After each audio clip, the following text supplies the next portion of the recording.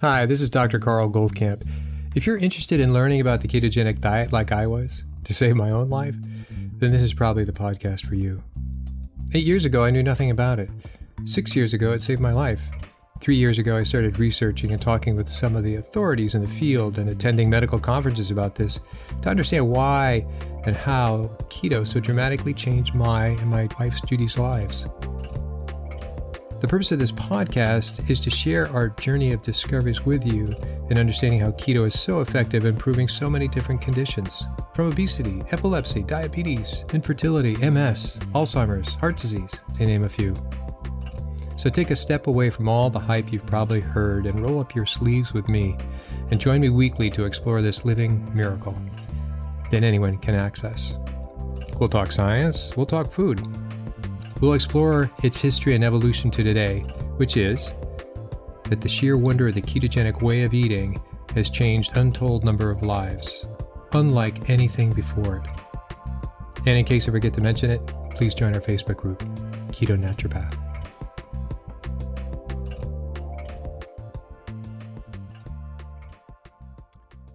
Hi, this is Dr. Goldkamp, and welcome back to another episode of the Keto Naturopath. There's a couple things that have come up this week that I thought would be really interesting to go over. And the first is actually a disappointment that I have. And I have been asked a lot of questions on it, so I figure I probably should mention it on air, as if this is a radio program. And so that is that I will not be doing the interview with Dr. Kilmer McCulley. And it's strange. I learned a lot about prepping for it because I prepped for a lot of my interviews, and everybody who's done an interview with me has done it for free. So there's been no money. This is an unmonetized podcast, in case you didn't notice that. Hope to change that, so at least we can cover the cost of doing the podcast, but neither here nor there. And so in order to honor all the interviewees, I'd go deep into their work so I could ask questions that perhaps weren't asked before and get a little more nuanced and a little more intimate conversation with them about the work that they did. Don't go into their personal lives, of course. So with Dr. McCulley, he sent me his recent 12 papers, which I read, took notes on. He sent me his book online, 300 pages, which I read and took notes on, and outlined the interview. It was going to be in December, and then he asked to put it off until January after the holidays because he was working on a paper. Of course, that's fine. And then when we were setting it up for January, he sends me a terse email. He can't do the podcast with me because he's doing a podcast on another platform. I don't really know what that means because I know that's not an answer anybody else that I've interviewed so far would have ever given me. They would have been happy to get the word out on their work and to have a good conversation. So something came up, and it's beyond my knowing, but it's very weird in my world to have that sort of last-minute pullout. Whether he's being paid and he realized he wasn't going to get paid in mine, I have no idea. But I wanted to announce that because people have asked, hey, when's this podcast going to happen? You got us all interested in homocysteine. Well, guess what? That podcast will happen in a slightly different way. That is, I will outline overall, since now I'm kind of a semi-specialist on that, and actually was since about 20 years ago when I first got into it. And I'll break it down, the good, the bad, and the confusing. But that's not going to be this podcast. All right, so that's off the list. The other thing I did this week was something caught my attention, and it started with the map of obesity and the rate of obesity changes in the United States primarily. It can go global. And it showed from, and I mentioned this in a few other podcasts about how some states now have a per capita basis of obesity for their entire state about 40%. So that happens to be Mississippi and West Virginia. And there's other states that are not far behind, of course. And you can go into all the factors, and it's interesting that there's a geographic aspect to this. What are the factors in that? Geography. You can go explore that. But suffice it to say, across the United States, even the healthiest of states, which is Colorado, obesity has become a thing. So when you look at that map, I think most of us have seen, it's a time staggered map from, I believe it's 85 all the way up to 2019. Year by year by year, you see the map of the United States. Is it getting basically darker in shades of red? So we've probably all seen that so much, we go, that's amazing, that's amazing, that's amazing. Well, then knowing what I know now about carb and carb addiction and the whole addiction aspect and dopamine and so on, again, another podcast, I go, I wonder if there's a map about addiction. Well, there is a map on addiction, and it's not as perfectly sequenced as the obesity map. It doesn't go on in terms of gradations like that. That's a pretty outstanding map. And there is one you can get from the World Health Organization globally to show what's happening globally. But and I put this together as what they call an infographic for our Facebook group, and I'm going to put it here for the podcast as well. So the map for addiction is one of 2002 versus 2014. It is an amazing change. So just those two aspects takes your breath away, saying, what the heck has happened? So this is on addiction. And it's measured, actually, to be very specific, it's drug overdose per 100,000 deaths. So it's about people who have died from drug overdose. So can we say it's addiction? Well, it is addiction, but it's one of many addictions out there. It's addiction of drugs, and primarily that would be opiates, and that would be narcotics, all the things that come from the poppy. Morphine, heroin, OxyContin, methadone, etc., all these things. So amazing. So we know, and it's certainly not new information that I'm giving you right now, that there has been an opiate epidemic in the last 2 or 3 years. And the focus of the media is to blame a particular company, and I think that they are culpable, but they are not completely responsible for this epidemic. So in my view, you could use this map to represent all addiction. So what is all addiction? All addiction is alcohol, certainly it's drugs, can be sex for some, and the whole mechanism certainly is carbs on that. So what is addiction? What is addiction? Don't know how the O got there. Addiction is something in which your craving for something takes over your ability to deny it. And it usually has to do with the whole story. Just skimming it right now, it has to do with these things that you have done, you've eaten or done, increase your dopamine.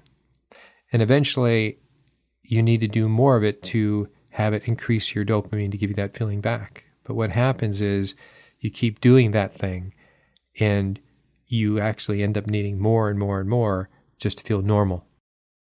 To inject a current idea of this, so it could be any of those things, right? It could be any of those things. So it's a dopamine driver, and it's the path of you need more of it to get that nice high, quote unquote high.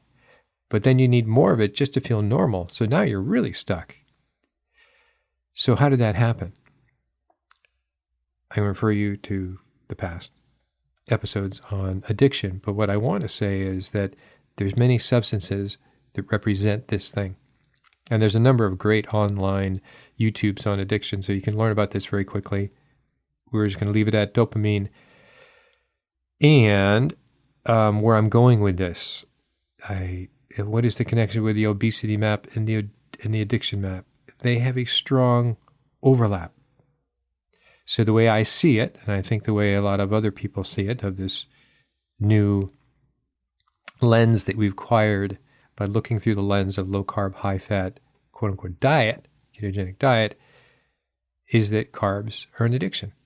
So now when we look at the addiction map of just 2 frames as a subset of the obesity map, we go, wow, what are the similarities?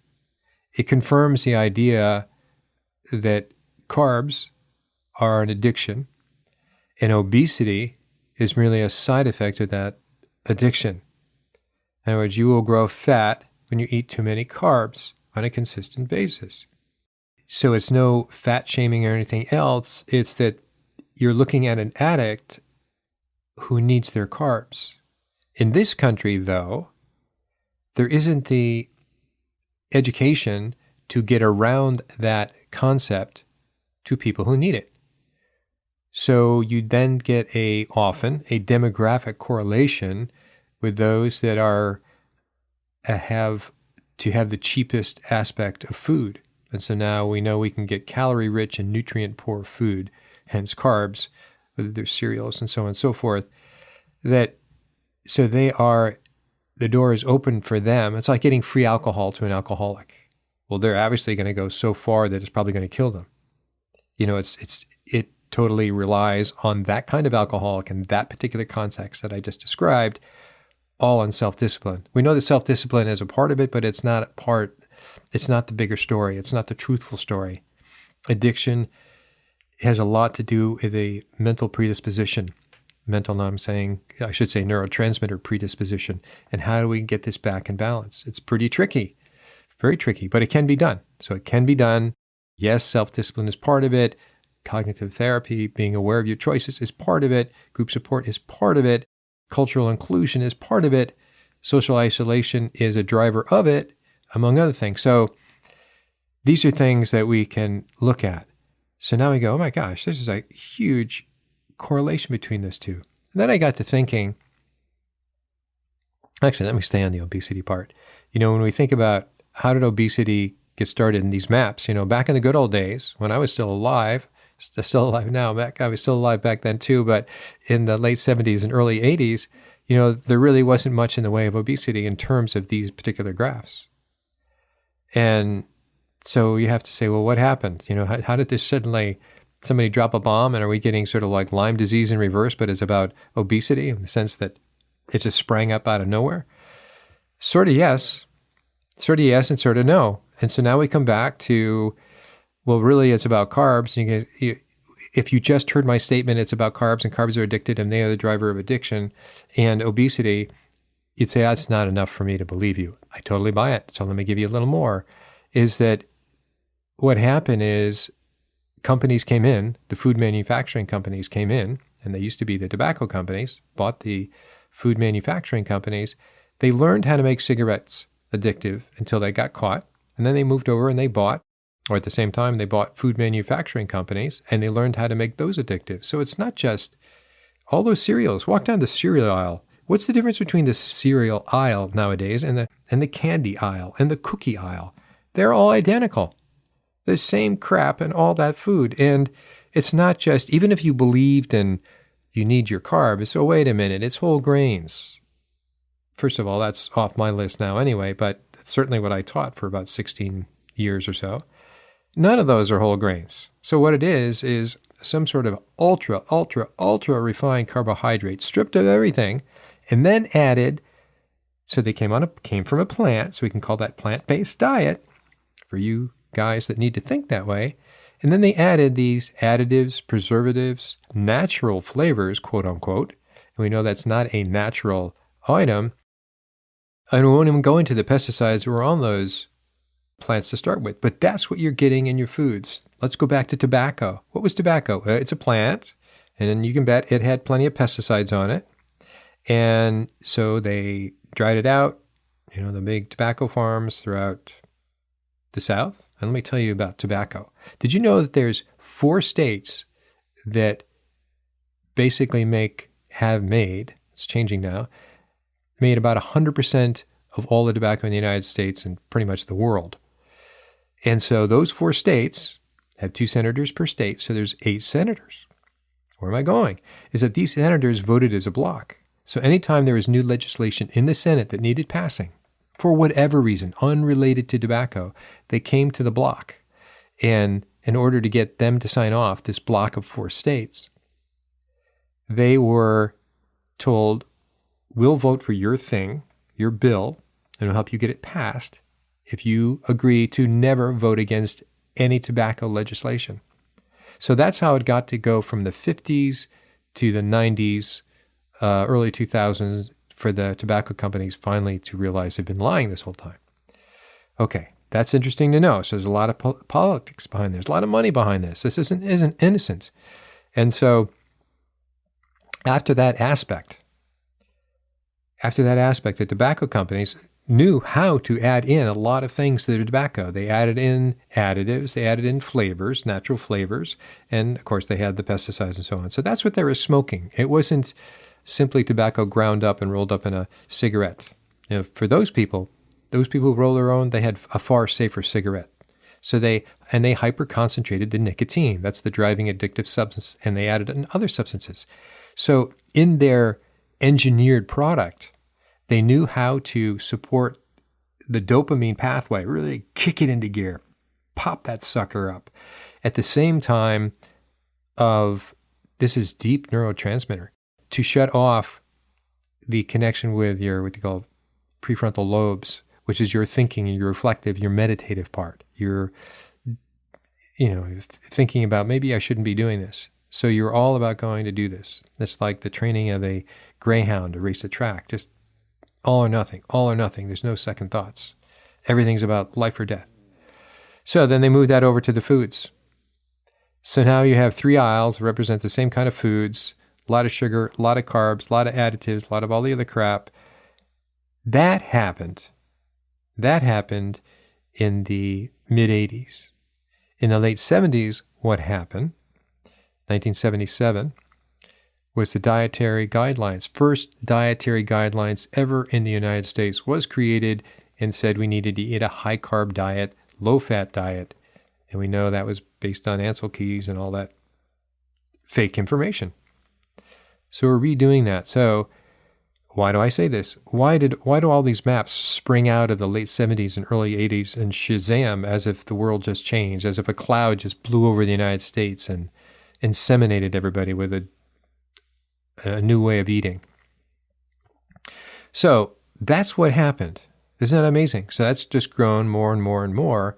And so there's so much money being made of this processed food by encouraging addiction to this processed foods. The advertisements all around it, the cartoons to drive the kids to get these particular products, et cetera, et cetera. But don't be fooled. There is no such thing as an essential carbohydrate. If you never had another carbohydrate orally, that is, call it exogenous, in your life, you would do just fine. And it took me a long time to get over that part. Why aren't we doing whole grains? Why aren't we doing, what about all those, leafy green vegetables? Those are fine. If you want to eat those are fine. Stay away from the starches and so on and so forth. I've taken the step of gradually moving away from all of that, primarily out of convenience, and I feel fine. And I wondered, why do I feel fine?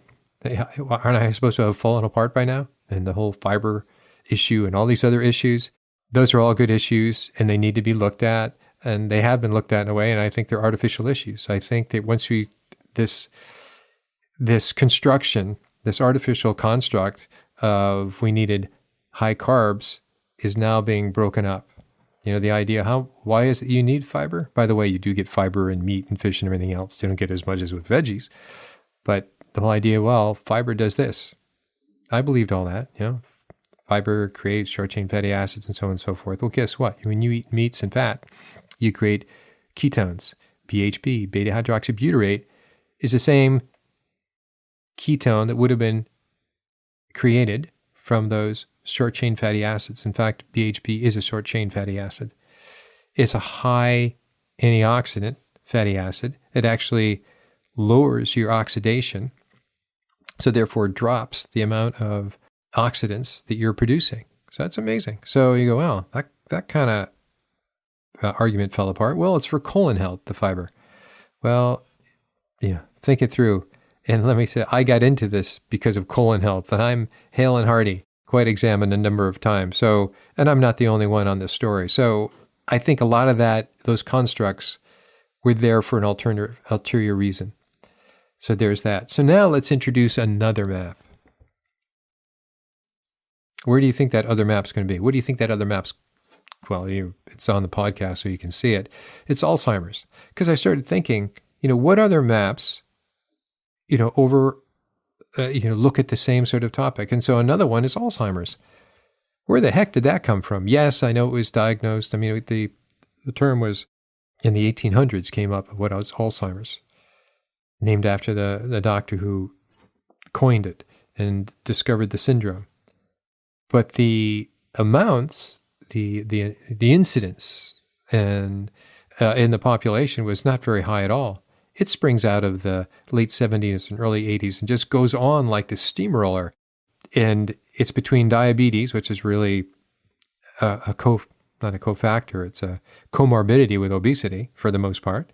Yes, you can be obese and not be diabetic. I understand that. But I'm saying the rates are pretty much in lockstep. If you look at obesity, if you look at diabetes, they're pretty much lockstep. Now you put in another graph line, which is Alzheimer's, which is the majority of all dementias, about 60+ % of all dementias, and there's various different kinds of dementia. We're talking about cognitive impairment, and we've talked a number about this on various past podcasts. So, and I refer you back to not only my coverage on this topic, but especially the 3-part interview with Dr. Cunnane, and look into his work, and the links are there as well. So now you have 3 maps and you realize, oh my gosh, these 3 factors are happening at the same time. You have addiction, map is increasing. It's getting worse. You have the obesity, and the maps look very similar. It's not just rates of change, it's the geography. You think with all this moving around of people, the geography wouldn't be that specific, but I guess there's enough people that stay in the same place to make it relevant. Now you look at obesity, and the obesity map really looks like a cross between the diabetes map and a strong orientation to the opiate maps, the death by opiates. And that's interesting. You say, why is that? Well, I would say that that speaks a lot to the medicalization of our population. One of the things that I go over in our course, our men's weight loss course, and it'll be a women's weight loss course soon enough, is that the average person in their mid-50s is on 5 medications. Now, what do you think happens to those 5 medications? Do you think those 5 medications made you healthier? And I understand on a per incident basis, you get into some trauma and you need to take some meds as pain relievers and so on and so forth, or whatever else it is, but not forever. It's very hard to justify a forever medication. In fact, there are no forever or any long-term studies beyond a few years on any medication. And there are no studies on people on 2 or more medications. So the idea that you have now the average population in the United States in their mid-50s on 5 medications, that's never been studied. And the contraindications that are there. But the larger point is, I believe, for me, it creates, it inspires, however you want to look at it, drug-induced nutrient deficiencies. So when you now have a nutrient deficiency, you think about, well, wait a minute, isn't that all the really poor areas of the world, like the various villages in Africa, sorry for the stereotype Africa, or the poor areas in India or wherever you think, or Haiti, or even parts of Indonesia, and, et cetera, et cetera. Isn't that where malnourishment is? In part, it might be. That's what we tend to think of malnourished. No, we're at a new generation, multi-generation. It didn't start this generation, a couple generations ago, of drug-induced nutrient deficiencies. So the average person on 5 medications, how many nutrient deficiencies do you think they've accumulated? Now let's put a factor of time in with that. So it's 5 medications that induce 5, well, it's going to be more. Often they're multi-nutrient deficiencies created by one medication. So now you have those deficiencies times 5 years, 10 years, 15, 20, 25, 30, 35, 40. Where do you think that goes? So we've induced nutrient deficiencies, measurable nutrient deficiencies. And there's easy ways to measure this. Blood tests, obviously. And so we have a whole new aging population that is malnourished. That's the word you should use. It's malnourished times all these periods of times.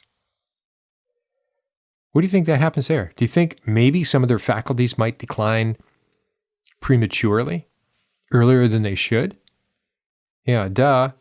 So that's the issue here, is that now you put this map together and what you have is a country that's becoming gradually more addicted to very poor quality foods that then need medications to address these things, that then drive a deeper nutrient deficiency, that then cause, well, premature death, et cetera, but we're looking at cognitive impairment, MCI, mild cognitive impairment, dementia, and of that subset, Alzheimer's.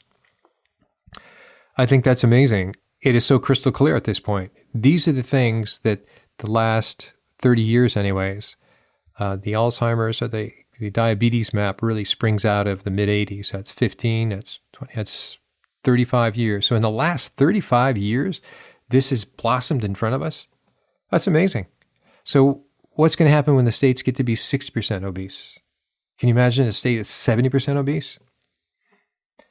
What's that swimming pool or tennis court or track going to look like? I don't know.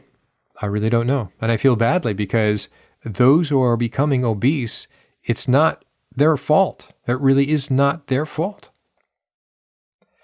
So this information needs to get out, and I think people can take it into their own hands. But I think the hardest thing people are going to come to is that addictive. It takes greater insight to look at addiction than it does simply to label the kind of foods and to look at your macros. I'll drop back on my, you're not a robot.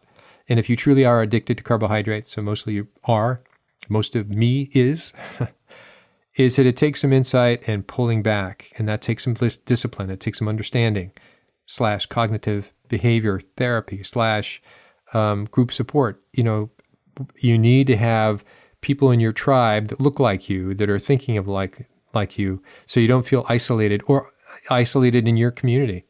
We are isolated. And in one way, I'm isolated in my community. None of my neighbors would have any idea what I'm talking about. They think it's crazy talk. So that is something that is necessary. So you go to conferences to be part of that tribe. I don't mean to be a follower. I really dislike followers. I mean to go to learn more and to ask intelligent questions.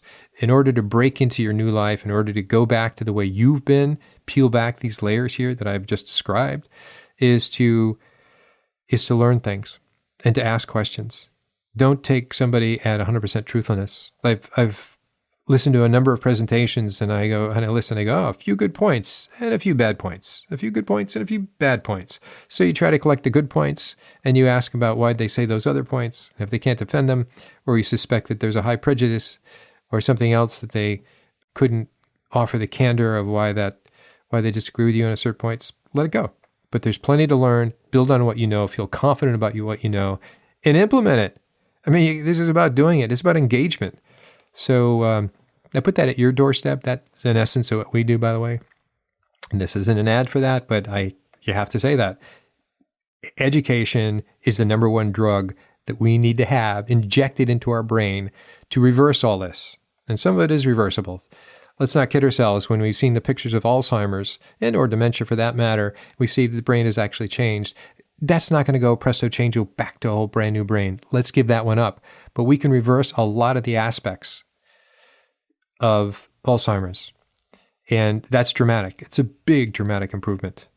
We obviously can reduce, let's say, Verta Health. They're up to not even 50% of their conversion. That's a big deal.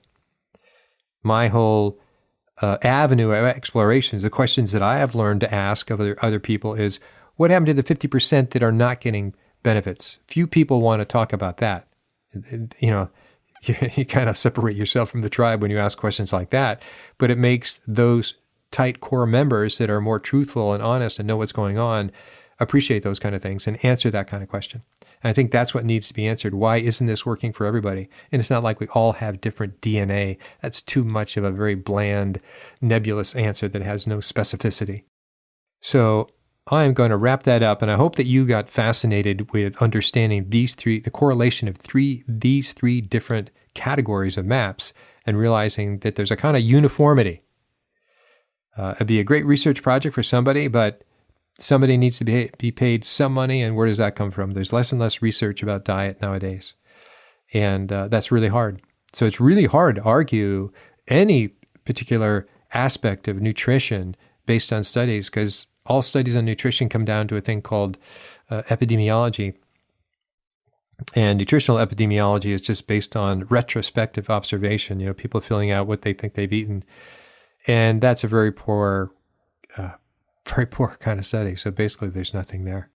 That's not to say that this is all for naught. This is to say we're in a new era of this, and things are now being looked at and organized, and some things are being done, but you need a government to sponsor it. And you need or philanthropists and so on. So this is shaking a lot of boats. This is threatening a lot of financial interests to go down this line. However, when you have things like obesity, diabetes and Alzheimer's and addiction taking a huge toll on our economy. So I've been told, and I do believe, that that could be the motivation to get larger funding sources involved. Certainly, I would appreciate regulations on pesticides, herbicides, food quality, labeling, very pro-labeling. It's funny how is labeling not a common sense thing that this government should have, but it's been voted down how many times? The only state that actually had it passed was Vermont, and then the companies came in and they overrode that. They undid that by funding the appropriate lobbyists, et cetera, et cetera. So here you go. I hope that was insightful. I hope you appreciated it, and we'll talk to you next time. Bye-bye. Hi, this is Dr. Goldkamp. I just wanted to encourage you to send in your questions to drgoldkamp@ketonaturopath.com. Many of you have, and so what I've done with these questions that gotten back to most of the people I email, but some of the questions that were so good, and if they were overlapping to other questions, I would combine them and try to put that into the topic of a podcast, either via one of the micro topics that are covered in an interview. As you know, we cover a lot of topics in any given interview, or some of my own sort of reporting, if you will, on some of these issues. So please keep the questions coming. Feel free to send in an email, and I will get back to you. One thing I want to say, a number of questions have come in which I've given this answer and the email didn't work. So just make sure that you're receiving at the same email that you sent it in. And I think that might have been the difficulty. So I look forward to your questions. I just wanted to make sure that you knew that I'm open to answer your questions. And I think this world of keto is not just black and white. It's nice that it's simple, but it's not simple for some. I'm really trying to, go down as any of you who have listened to all my podcasts. We started way back when, history and evolution and epilepsy and so on and so forth. Now we're seeing some tremendous overlap in various mental disorders, such as schizophrenia or neurological disorders that are not just epilepsy. And also, just for people in losing weight, it's sometimes pretty complicated for them to engage in keto. And so they need some help. And so that's the whole point of, at least that's what I think I'm doing, is exploring the world of why are there other factors. And so in exploring some of those other factors, we've covered addiction, we've covered hormones, we've covered nutritional deficiencies, we've covered certain metabolic lab results, and we'll go further. We'll even get to more on genome and aspects. So these are all just contributions that make for an obstacle for some people to engage easily in the ketogenic diet. This is my belief, and these are the things that I've discovered. And I think other people have discovered some of these things, but not ever put them together. So stay listening, send in your questions, and I will definitely get back to you.